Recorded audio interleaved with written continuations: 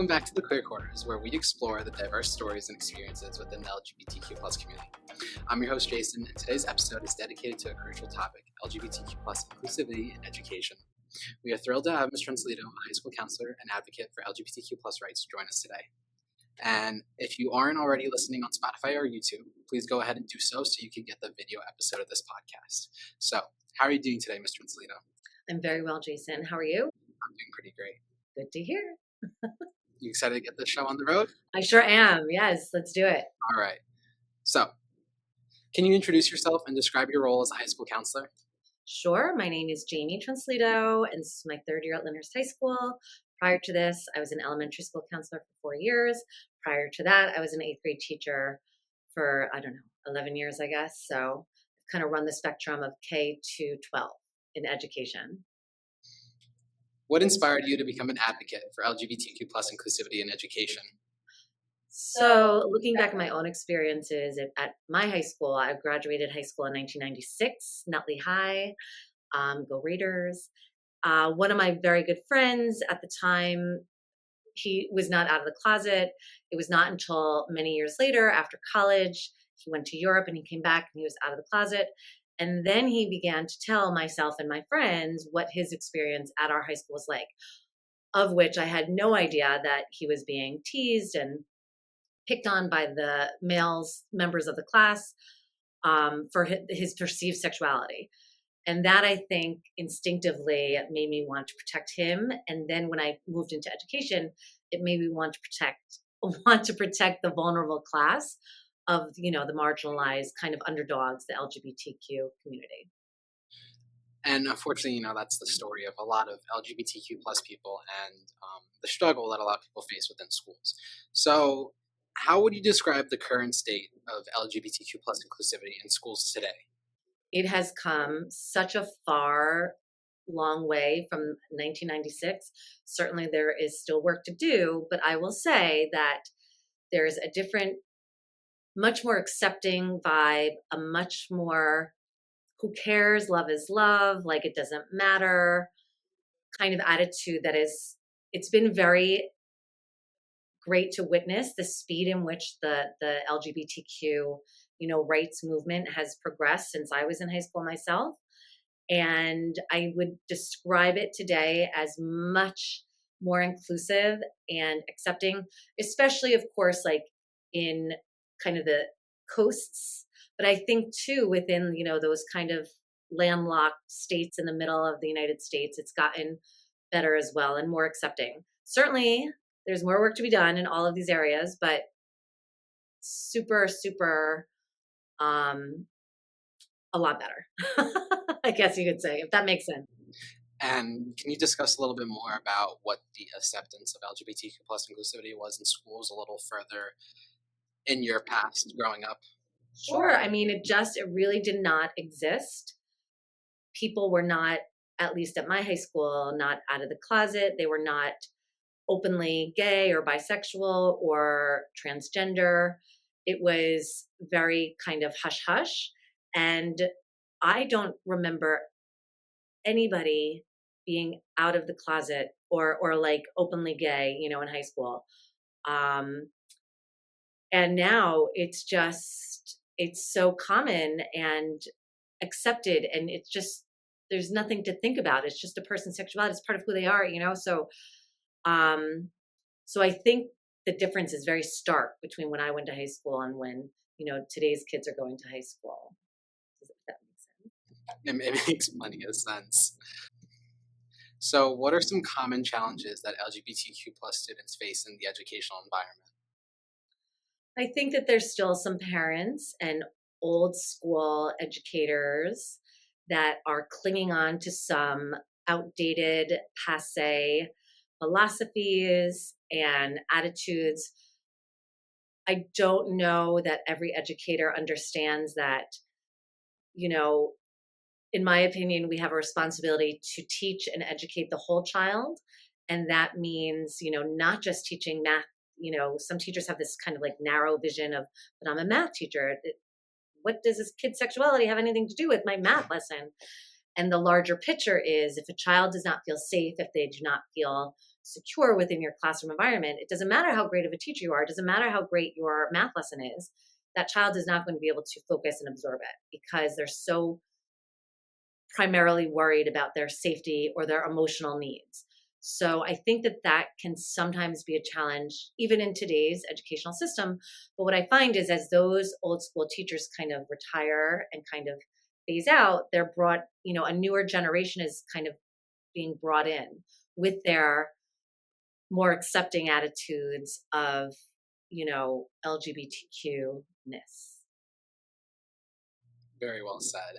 So, talking a little more into that specifically, what are some effective strategies that schools can implement to support LGBTQ plus students?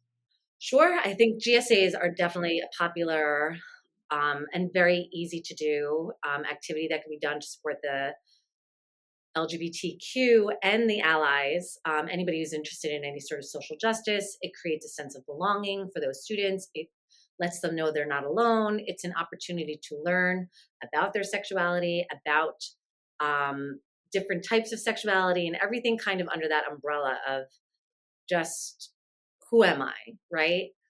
I think that schools can also promote tolerance in general. Tolerance is the idea of, okay, I don't agree with that, but it's your life and you have the right to do that. I don't want to push my beliefs onto you. That's what tolerance is. And I think that schools can do that not only for, sexual orientation, but for race and religion and vegetarianism or whatever kind of personal choices a person can make that might cause judgment or some, comments or anything like that. Creating a school that is tolerant and where diversity is embraced and celebrated instead of, something as different as wrong those differences are made, those kids are made to feel bad about themselves. So Yes, definitely. And I know here at Lyndhurst High School, we do have a GSA run by Mr. Spence, who is on my other podcast. So, can you share examples of successful programs or initiatives you've been involved in or have seen in other schools? of course I can. So many years ago, and I thought about like the timing of it. It was right when the HIB law was coming into place in the state of New Jersey. I had gone to this workshop about how to support LGBTQ youth. And the presenter was actually at the college level, and he was telling us that at the university, if a professor felt, secure enough and wanted to show support for LGBTQ kids or, college students, they would put a rainbow triangle in their window to signify to the students, hey, like this is a space where you could come in. I'm comfortable having these conversations about sexual orientation with you.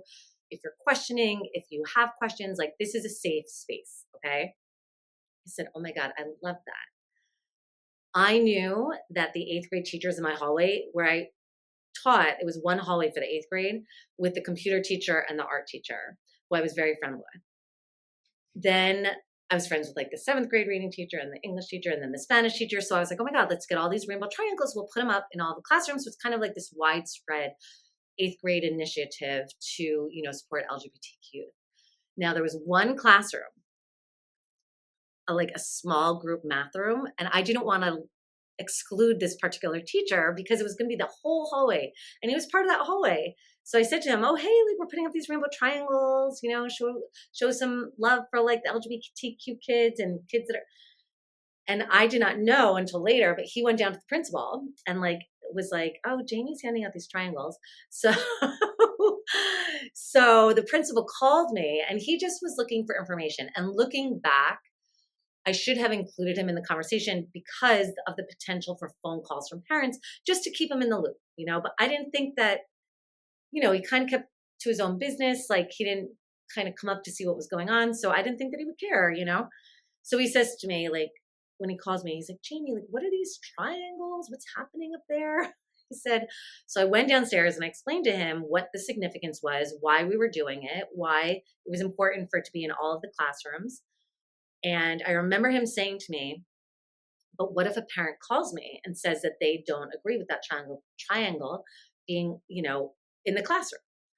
I said to him, I'm not hanging these triangles up for that parent or their child. Because first of all, my guess is that that child is being brought up in a home of discrimination or bigotry. If the parent is so infuriated by a piece of paper that they're calling you up, I said that child needs a different lesson, I said, my goal with these triangles is to provide a lifeline of support for those kids that are vulnerable and feel like they might not have anybody. I said, that's my priority. I don't care about the parents calling in to complain about it. So he says to us, okay, you can hang up the triangle, but you have to put on a piece of paper that this classroom does not support discrimination of religion and race and sexual orientation. I said, okay. So that's what we had to do. So I had my own little triangle, like I posted like on cardboard, it's a little bit thicker. And do you know, many years later, I got an email after I left teaching and I was in counseling. I got an email from a former student, and it was a very lovely, amazing letter, and it was very touching. But in that letter, she wrote and said, Miss T, I remember the rainbow triangle that you had in your classroom, and it was a life preserver for me at the time. I didn't know what I was, but now at this point, she is like, out of the closet. And I just remember her describing it as a life preserver. And for me, that was just so meaningful and powerful. And I was really proud to have been a part of that kind of safe zone triangle movement that I did within the 8th grade, team of the school that I was at. All right. So kind of talking about, the staff and the people within the school. How important is it for school staff to receive training on LGBTQ plus issues, and what should this training include? That is a really good question. And in thinking of it, I realized, most of the workshops that I've attended about, LGBTQ youth and my friends as well that I'm, friendly with teacher friends, it's all driven by yourself. Like, I don't know that it's mandatory. Like, there's mandatory training on what to do if a kid says that they're feeling sad. There's mandatory training about like bloodborne pathogens that the nurse has to present. I don't recall, and I'm not saying it doesn't happen in the school districts, but I don't know that it is a mandatory thing. I think it's more of an optional thing. But this is a great point, Jason. I think that it should be mandatory because I think that statistically, teachers really need to understand why it is so important to create that inclusive, diverse, tolerant school environment.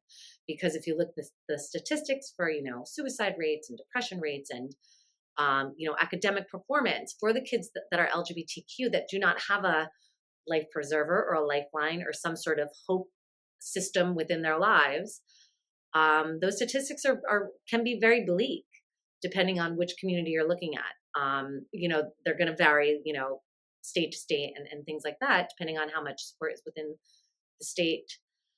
So I think that really just educating teachers about why it is so important to create these inclusive school environments. Have you noticed any changes in the school environment as a result of staff training on LGBTQ plus inclusivity? I think, like I said, I think more programs have probably been initiated by people who choose to go to workshops on how to protect LGBTQ youth in the schools. I think that they come back with ideas, like I just said, the safe zone triangle. I never heard of that before I went to that workshop that I chose to go to. Maybe they learned about the GSA Club. I know for myself, I actually ran the GSA Club my second year here, and I went to a workshop at Montclair State, and they were talking about field trips. I was like, oh my God, that's a great idea. So many clubs go on trips. So we went to the village. We did a walking tour of the village. We started at Stonewall, the Stonewall Inn, right? That's the name of it?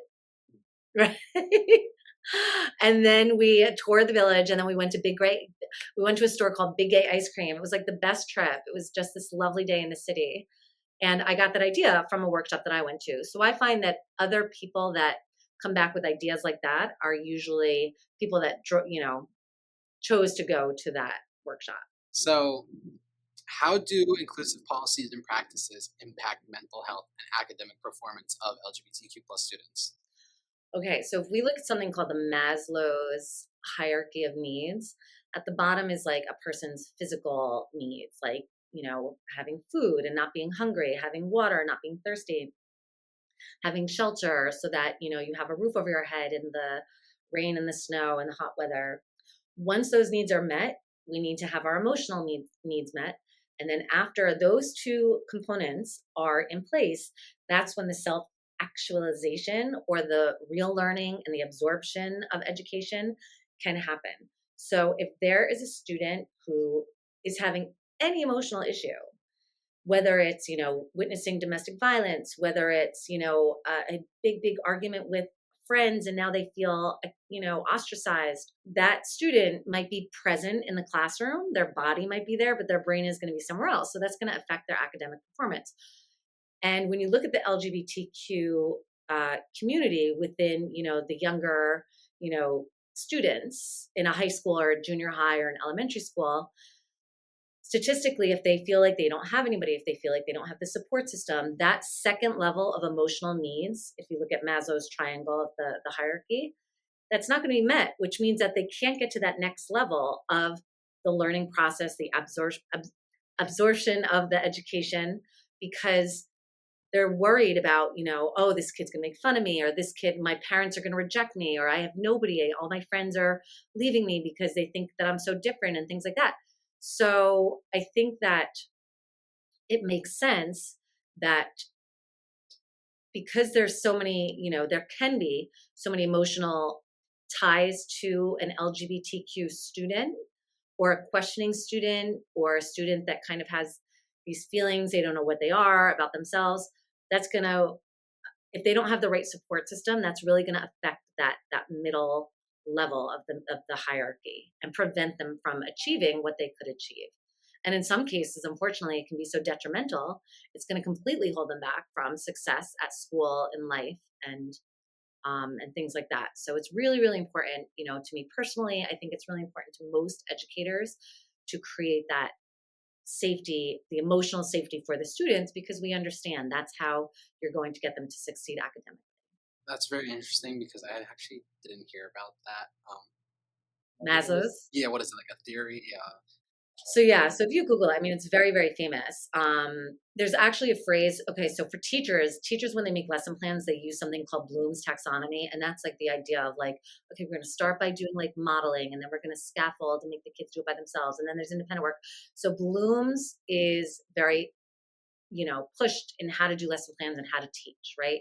So there's a phrase. It's called Maslow's before Bloom's, because a good teacher is going to understand that those needs, the physical needs, are first, and again, I mean, it makes sense, right? If you're sitting in class and you're hungry, that's the only thing you're going to be focused on. You cannot concentrate. You cannot think straight. You're just worried about, oh my gosh, I hope my stomach doesn't growl right now. Or, oh my gosh, the only thing I think, where am I going to eat? Because I'm starving right now. So if those needs are not met, it's going to distract from learning the lesson. So now once those needs are met, if the kid is still sad, like I said, let's say they witnessed domestic violence the night before. Let's say they feel rejected by their community because they come out as a gay person. That emotional piece prevents them from kind of moving up the ladder, right? So it's a very common phrase amongst educators that understand the only way to have, for Bloom's to be effective at all, and your teaching lesson to be effective, you have to address the physical needs of the child, make sure that they're not thirsty, make sure that they're not hungry, make sure that they're getting adequate sleep, that they have a roof over their head and proper clean clothes. Like that's the first level. Then they have to be emotionally safe. Then you get to the Blooms and the teaching methodologies. So, but that's, good teachers know. All right. So, can you share any stories or experiences where inclusive practices have made a significant difference for a student? I think my answer to that question is more of as a whole. Inclusive practices, I think, have not only benefited the LGBTQ community, but also different religions, different races. I think that,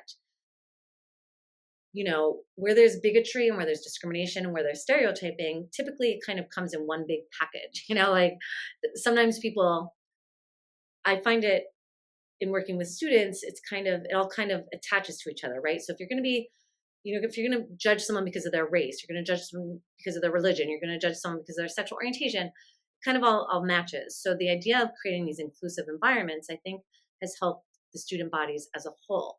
And in New Jersey, when you mix it with the HIB law, it creates, and for those of you that don't know what the HIB law is, that's a law in the state of New Jersey. It's harassment, intimidation, and bullying. It is not allowed by law in the state of New Jersey. If there's any insinuation that there is harassment, intimidation, or bullying that is happening, it needs to be investigated by a bullying specialist, and then it's determined to be, confirmed or not confirmed. And if it is confirmed, then the bully has to get some counseling or have some sort of it needs to be addressed. So this bullying law has done a lot, I think, to also help schools that might have been more reluctant to participate in some tolerance, school-wide tolerant activities. They have to by law. So I think that your question about, certainly, I mean, I think of the one student that I helped, that emailed me about the little triangle, but I think as a whole, I think most schools are going to benefit from inclusive practices. What are some common forms of resistance or pushback against LGBTQ inclusivity in schools, and how can educators address them?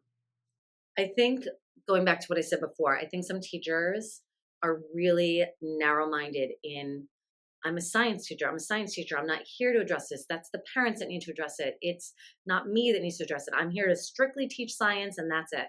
So it's a little narrow in that regard with some educators, certainly not all. I think that can be limiting. And when you have a teacher with that narrow vision, when you're trying to get them to understand like why it's important to address and make safe havens and have GSA clubs for the students, sometimes there can be a little pushback in terms of that. But we're a school, but we're not a therapist office. But I need to the state tests, the math scores, and things like that. That could definitely be a little bit of a pushback. Then you have some parents that kind of have the same philosophy. Well, I don't want you to indoctrinate my child and teach them things that they wouldn't know about or that I don't approve of. And I think too, what gets dicey, social emotional learning is basically learning how to be a good human, right? It's about being a good friend. It's about, being an honest person. It's about treating others the way you want to be treated. So that's what SEL is. And within the umbrella of social emotional learning is the idea of tolerance, like we talked about before, the idea of including people and celebrating diversity. That's all under the SEL umbrella. But unfortunately, some,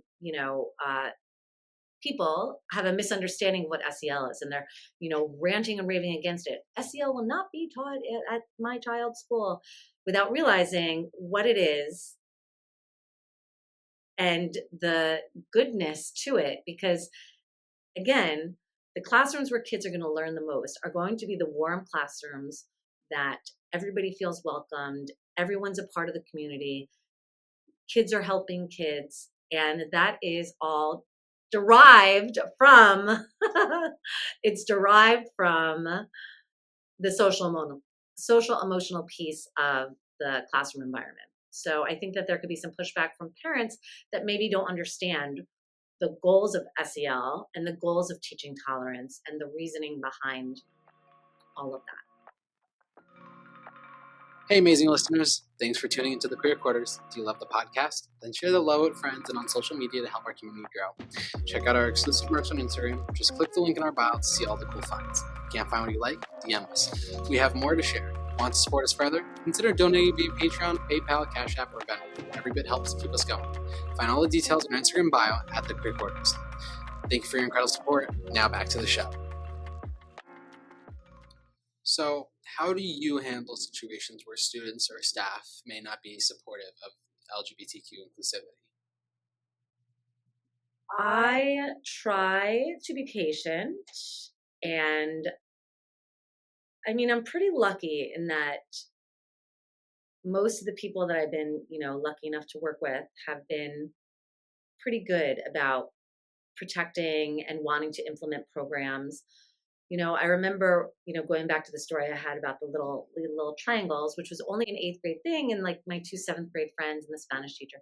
At a staff meeting, one of the 5th grade teachers raised her hand and she said, well, I heard that these triangles are going up and I don't want to put one in my classroom.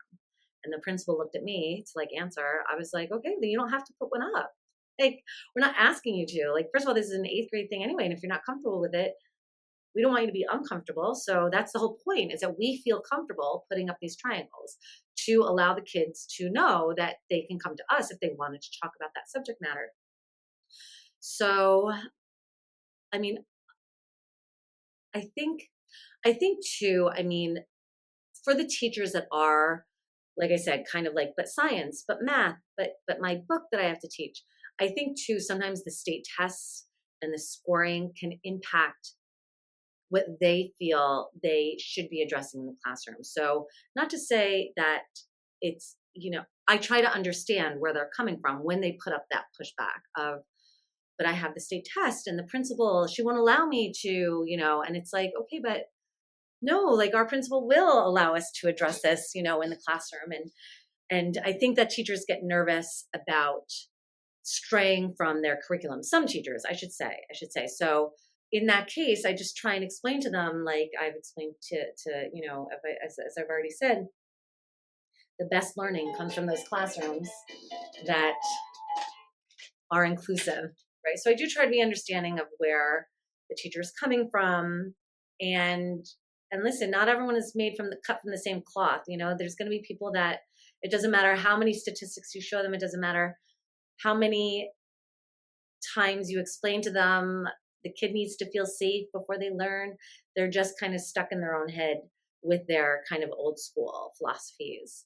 And I mean, the positive part of that is that those people are very, very much the minority now. So their impact is not going to be as negative because there's so many positive people in the school systems today, I think. So, how can schools collectively build a supportive community for LGBTQ plus students and their allies? I think that the GSA club, which is in most high schools, I think the programs that they run, I know sometimes they do the day of silence, which is an opportunity for a student to teach another student. I know that represents, how some of these students, all the LGBTQ community feels like they might not have a voice or they can't be their authentic selves. Like that's what that day is supposed to represent. I think the GSA club does, or they can do some educational pieces of information at like the wellness fairs or the health fairs, or even just handing out healthy dating relationship advice, at lunchtime to the other students. So I think the GSAs can have a big role in creating and educating students about, the LGBTQ community. I think initiating programs, um, any assembly that could be had that needs to be relevant to, what kids are going through today.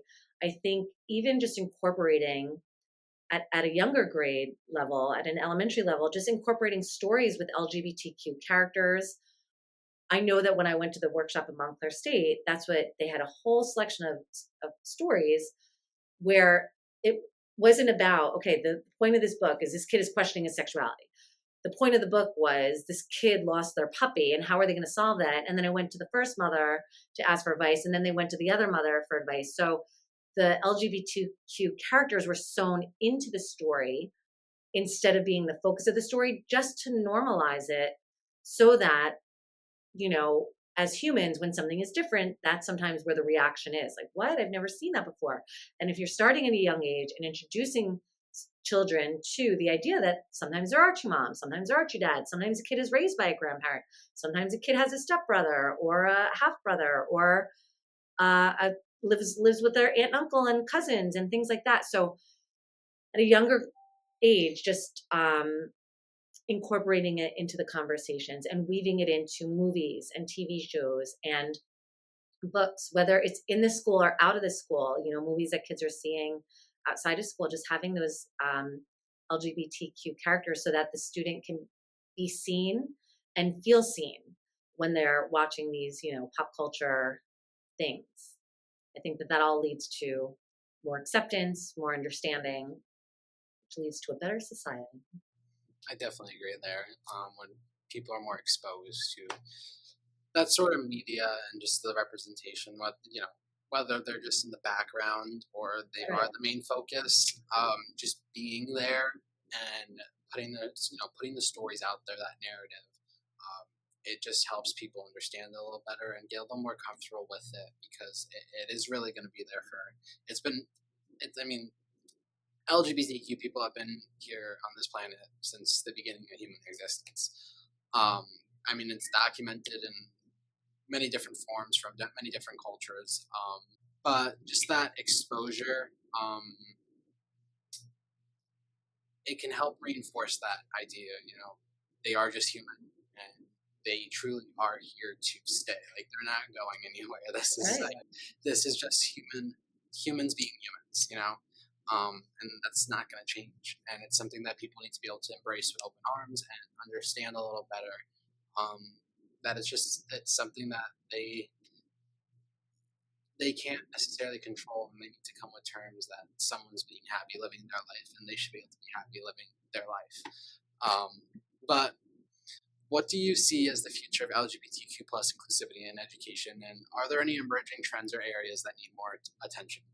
I think as the old school philosophies retire, which there's less and less each year, I think that with each new kind of generation, it's only going to get better. And if you think about it, like the kids today, like in 10 years, they'll be teaching, and it's just going to always, I think, just get a little bit better and a little bit more accepting and a little bit more loving as this generation kind of progresses up through their lives and spreads their more inclusive philosophies with their students and their own children eventually one day.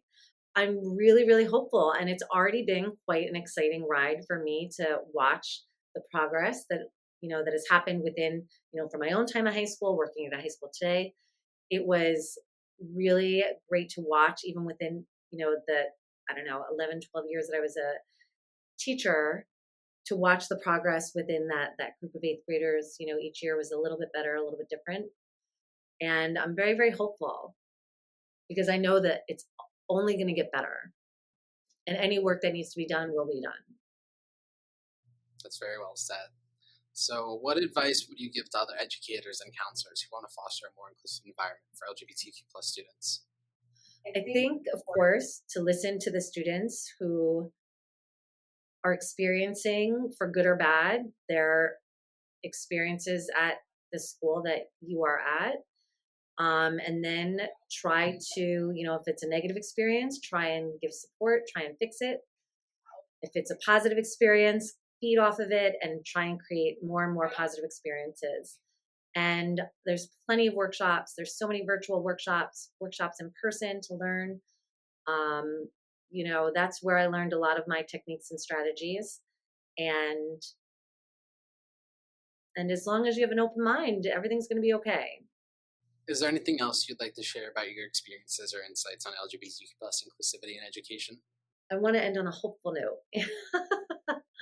So I guess it's going to get better if you're, not doing well. It's going to get better, and please reach out for help if you need help.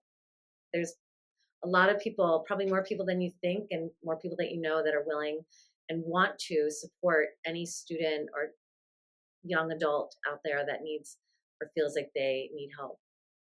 So I guess that's my final thought. Last but not least, how can listeners support efforts to promote LGBTQ plus inclusivity in their own schools or communities? Being a voice and protect, listen, some of these kids are vulnerable for a reason because they need someone to step in and protect them and advocate for them and to be their defense mode for the moment. Maybe at some point they could develop it themselves. But a lot of kids are vulnerable for a reason. And I think it's really important to be there as their support system. So if you see someone who needs help them. I guess is my final thought. Final thought. So thank you, Ms. Truncellito, for sharing your insights and experiences on promoting LGBTQ plus inclusivity in education. You got it, Jason. It's been an honor and a pleasure. I hope it was okay, but we'll see. Your dedication to creating a safe and supportive environment for all students is truly inspiring. For our listeners, if you're listening on Spotify, please take a moment to leave a rating on our podcast and respond to our open-ended question and poll to engage further with us. Don't forget to share this episode and connect with us on social media to continue the conversation. Until next time, keep celebrating your identity and supporting each other. This is the Queer Quarter signing off.